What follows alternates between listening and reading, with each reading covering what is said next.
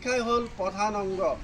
আমি যদি শিক্ষাৰ ফালে আগুৱাই যাব নোৱাৰোঁ, আমাৰ বহুত লাইনৰ পৰা আমাক হয়তো ক্ৰিটিচাইজ কৰা হয়, মানে নেগলেচিছ কৰা হয়। গতিকে আমি আমাৰ মাজত শিক্ষা আৰু আমাৰো কিছু দুখ আছে, সেই দুখবোৰ আমি এৰাই চলিব লাগিব। যেনেকৈ ইয়াত ইমান সুন্দৰ পৰিৱেশ, পিছফালে মই দেখা পাই আছোঁ ইমান সুন্দৰ ল'ৰা ছোৱালী, দেখাত ধুনীয়া, ইমান ধুনীয়া কাটিং, কিন্তু মূৰৰ চুলি দেখা পালে নিজৰে খং উঠি যায়, কিবা লাগি যায়। আমি ছাত্ৰ, তোমালোক আমাৰ দেশৰ ভৱিষ্যত। আমি যেনেকৈ আজি ইমান সুন্দৰ পৰিৱেশে ডাইচত বহিছোঁ, ঠিক তেনেকৈ তোমালোকে ইয়াত এদিন ডাইচত বহিবা, সুন্দৰভাৱে কথা ক'বা, তোমালোকৰ কথা বেলেগে শুনিব। তোমালোকে আমাৰ ভৱিষ্যত, গতিকে তোমালোকে অতি সুন্দৰভাৱে পঢ়াৰ, তোমালোকৰ মাক দেউতাক, আমাৰ বিশেষকৈ আমাৰ অঞ্চলত আমাৰ যিসকল পিতৃ মাতৃ আছে সেইসকলে খেতিৰ লগত জড়িত, ইমান কষ্ট কৰে। এতিয়া বড়ো খেতিত যেতিয়া আমাৰ বড়ো ছিজন, এই ঠাণ্ডা বতৰত নিজে কষ্ট কৰি, ঠাণ্ডাত কষ্ট কৰি তোমালোকক সুন্দৰ কাপোৰ কানি দিয়ে, তোমালোকক চাফ চাবোন দিয়ে, যাতে পৰিপাটিকৈ তোমালোকৰ কাপোৰখিনি ধুই স্কুললৈকে যাব পাৰা। তোমালোকক ইমান সুন্দৰ কাপোৰ দিয়ে, যাতে চুৱেটাৰ দিয়ে, ঠাণ্ডাত যাতে তোমালোকে কষ্ট নোপোৱা। আৰু তোমালোকে কি কৰি আছা? স্কুলত গৈ ভালকৈ পঢ়িব খোজা নাই।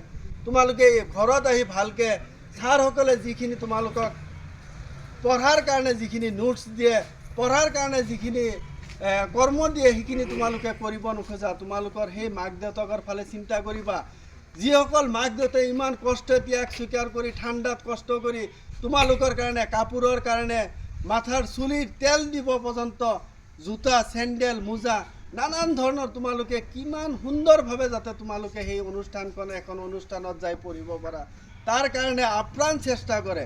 95% মানুহ আমাৰ এই অঞ্চলৰ খেতিয়ক। গতিকে তোমালোকৰ পৰা আশা কৰে কি, মোৰ ল'ৰা এই অঞ্চলত ভাল এজন সুনাম কঢ়িয়াই আনি সেই অনুষ্ঠানখনৰ লগতে মোৰ গাঁওখনৰ, মোৰ অঞ্চলৰ, আমাৰ জিলাৰ এটা সুনাম কঢ়িয়াই আনিব। আৰু তোমালোকে ইমান সুন্দৰকৈ গৈ তোমালোকে ছাৰসকলে দিয়া টিপছখিনি তোমালোকে পূৰণ নকৰা, ভালকৈ তোমালোকে পঢ়িব নোখোজা। আৰু কিছুমান ল'ৰা ছোৱালীক দেখা পালেতো অন্তৰ মানে এনেকৈ জ্বলি উঠে গা, যে তেওঁলোকে এই বয়সত শিখৰৰ লগত জড়িত। তেওঁলোকে এই বয়সত মাক দেউতাকে সেই ঠাণ্ডাত অত কষ্ট কৰি, ত্যাগ স্বীকাৰ কৰি যি পইচা দিয়ে, যে মই গাত অভিভাৱকসকল নিজে নাখায় 10 টকা এটা দিয়ে তোমালোকে স্কুলত গৈ কিবা খাবা। উদ্দেশ্য কি?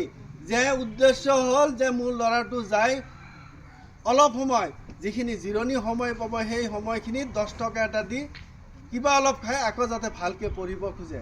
আৰু তোমালোকে সেই মাক দেউতাকৰ আশাটো তোমালোকে কি কৰা? নিজে সেই 10 টকাৰে বেছিভাগ, মই যিখিনি দেখা পাইছোঁ, ইয়াত হয়তো চবে নহ'বও পাৰে, বেছিভাগ ল'ৰা ছোৱালী শিখৰৰ লগত জড়িত, বেছিভাগ ল'ৰা ছোৱালী হৰপলৰ লগত জড়িত, ৰজনীৰ লগত জড়িত, বিড়ি চিগাৰেটৰ লগত জড়িত। আজিকালি দেখা পাই আছোঁ আমাৰ চকত, বিভিন্ন চক এলেকাত ছোৱালীবিলাকো শিখৰ খায়।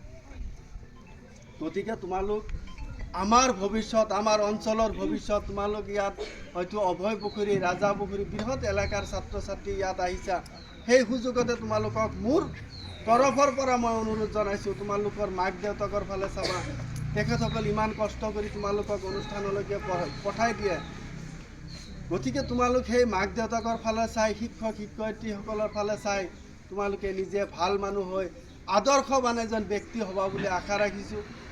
লগতে যিসকল শিক্ষক শিক্ষয়িত্ৰী তোমালোকক পঢ়ায়, তেওঁলোকৰ প্ৰতি তোমালোকে অলপ ফ'ল' কৰিবা, নজৰ ৰাখিবা, যে তেওঁলোকে কি কৰে, কি কৰি ভাল পায়, তেওঁলোকৰ আচাৰ ব্যৱহাৰ কেনে, মানুহৰ লগত মাত কথা কেনে।